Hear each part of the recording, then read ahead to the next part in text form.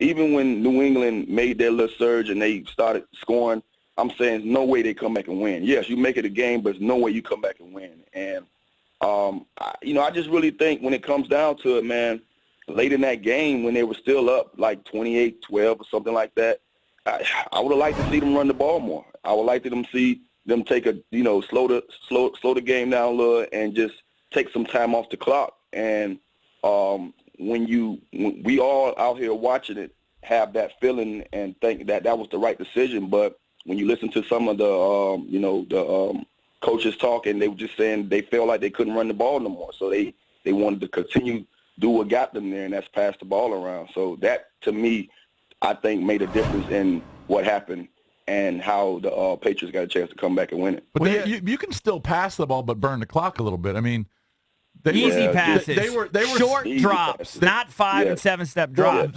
But plus you burn the play clock a little bit. I mean, they were snapping the ball when the play clock was at 19 or something. I'm thinking, why aren't they just burning it down to inside 5? I think when it comes down to it, man, they was high off their own juice too. They were so up in the uproar like this thing is over. You have to believe it was over as coaches and players, and I think that's what shocked them the most. They went from a whole game of believing it's over. All we got to do is continue to do what we're doing, regardless of how we win in this game. Let's keep the foot on the pedal.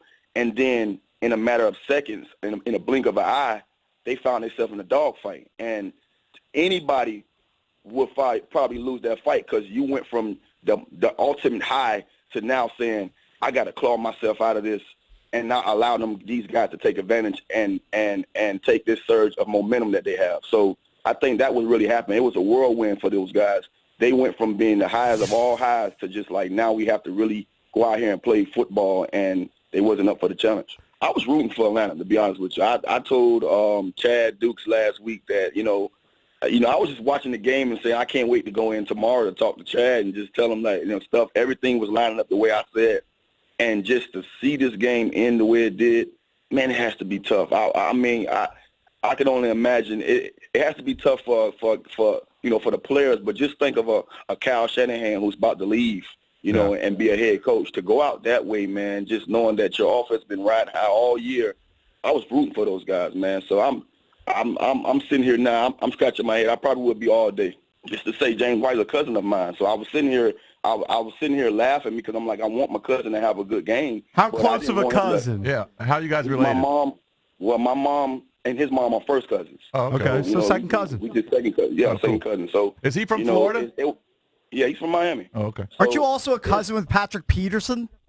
Yeah, it's crazy. My dad and his dad, they are cousins, so it's crazy, man. Man, you got all kinds of cousins. I mean, the bloodline's sick. You got like 2,000 cousins. Plus his brother was in the NFL. Yeah, pretty sick bloodlines. Yeah, I guess you can say. But it was just great, man. It was unbelievable. So just to see him have that moment, I remember texting him during the game. I had to text him early, like, hey, you're showing you're behind. Like, I was just like, because I didn't want to let him know I wasn't rooting for the Pats, but I'm sitting here like, this is the guy who we're going to be talking about come Monday morning because he was the difference maker. Can you believe Edelman made that catch? That was incredible. It was like watching the Giants game against those guys all over again. When I saw that catch, yes, that made me a believer right there that these guys have enough in that tank to go out here and take it away from these guys. And that's what I'm saying. It was plays like that. It was the momentum of the game. Like I talk so much about momentum. I've always been a guy that said any given Sunday or any given game, a team could be beaten, and it's all about momentum. Momentum switches. You have to know how to take it on. You have to know how to withstand it. And the Atlanta Falcons, like I said, they were so high on what they was doing all game.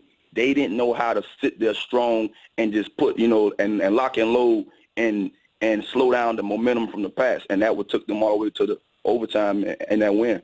And Santana, we're talking to Santana Moss, and this as well as anybody. Man, the Falcons, they can't take this for granted. They may never get that shot again. Man. Matt Ryan may never get back to this stage again.